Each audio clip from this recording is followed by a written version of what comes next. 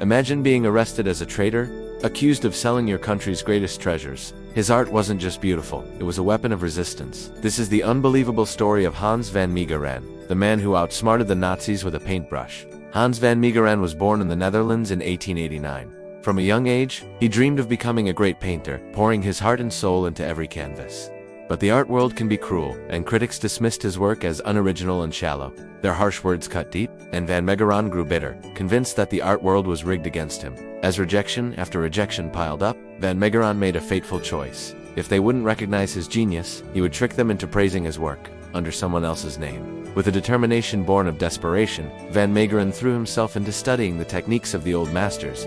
He spent countless hours grinding pigments, mixing paints, and learning how to make a canvas look centuries old. His obsession had a singular focus. Johannes Vermeer, the 17th century Dutch painter whose surviving works were few and far between, Vermeer was a tantalizing subject for art forgers. With only a handful of authenticated paintings to his name, many experts still believed that lost masterpieces might be hidden somewhere in Europe.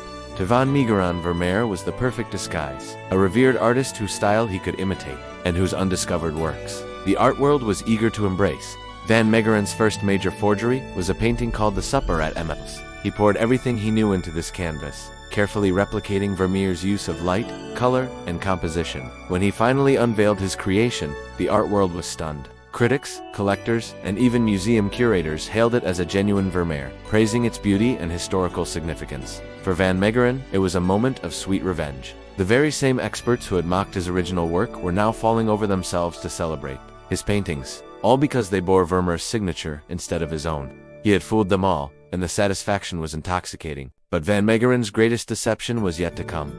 As World War II engulfed Europe, the Nazis weren't just fighting battles on the ground, they were waging a cultural war, systematically looting art from conquered territories. At the forefront of this effort was Hermann Gring, Hitler's right-hand man and a notorious art collector. Gring was obsessed with acquiring masterpieces, seeing them as proof of Nazi cultural superiority. In 1942, he set his sights on what he believed to be a newly discovered Vermeer, a painting called Christ with the Idolatress. Gring was so enamored with the work that he traded 137 other paintings from his personal collection to possess it. Little did Gring know that he had just been duped by van Meegeren's brush. The priceless Vermeer he so proudly displayed was nothing more than a clever forgery, created in a small Dutch studio by a man the art world had once rejected. For a time, van Meegeren's deception seemed perfect. He had not only fooled the art establishment, but had also managed to swindle one of the most powerful Nazis in Europe. But as the war drew to a close, van Meegeren's luck began to run out.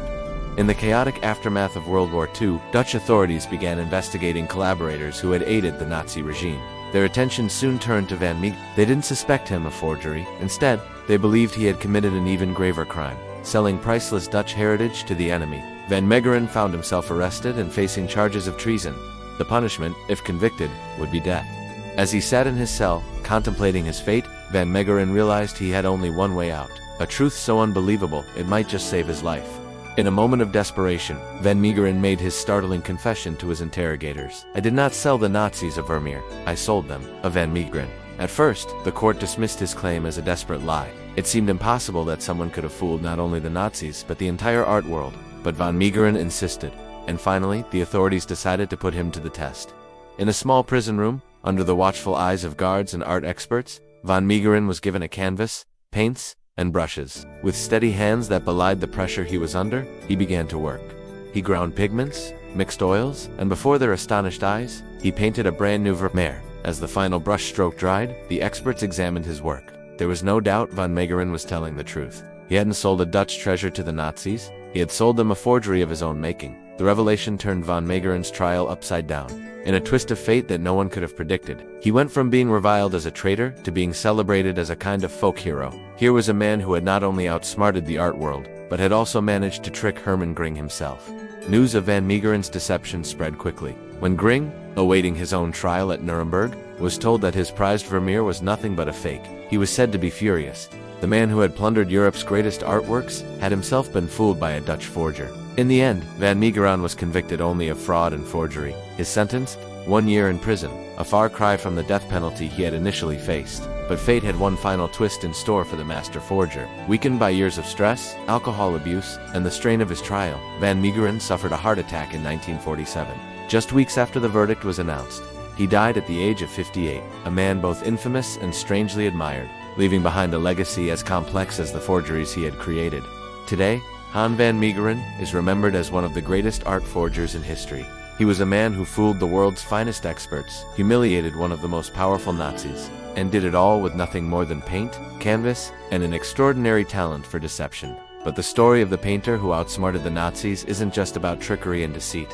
It's a tale filled with irony. The only time van Meegeren's art was truly celebrated was when it was unrecognized as his at all. It's a reminder of the fickle nature of fame and the sometimes arbitrary judgments of the art world. In the end, van Meegeren's life raises uncomfortable questions about the nature of art itself. What makes a painting valuable? Is it the name attached to it, or the skill and creativity poured into its creation? And in a world where appearance often trumps reality, who's to say where the line between genius and fraud truly lies? As we reflect on the extraordinary tale of Hans van Meegeren, we're left to wonder. In a different world, might his original works have been celebrated for their own merit? Or was his greatest masterpiece not a painting at all, but the elaborate deception that fooled the art world and brought a Nazi art thief to his knees? Perhaps, in the end, van Meegeren's story is a cautionary tale, a reminder that in art, as in life, things are not always as they seem. And sometimes, the most incredible stories are the ones hidden beneath layers of paint, waiting for the truth to be revealed.